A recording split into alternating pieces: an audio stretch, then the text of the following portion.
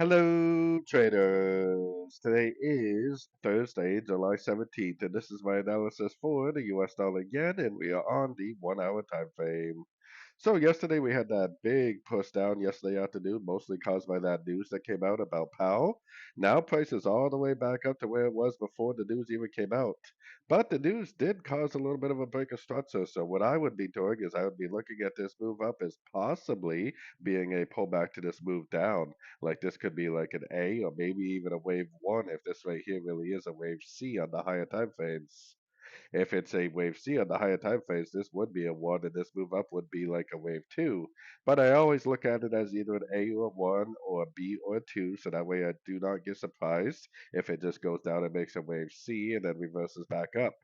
But it does seem like there's a pretty good likelihood that this maybe will respect the Fibonacci level and make a nice engulfing down. I would definitely wait for price action to, engulf down to kind of prove that it really is going down before I would enter because I mean the trend is definitely still up on the daily weekly and it could possibly just go up and make new highs again. But it definitely does look like something that is either a wave B or wave two, and it's either going to go potentially go down for a wave C looking like that, or maybe if this really is a wave C, then it will turn into a complete trend reversal, making lower lows, lower highs. So anyways, don't forget to check out my free Discord channel linked over here in the corner. Take a look at my website, fxpipcollector.com. And as always, thank you for watching and happy trading.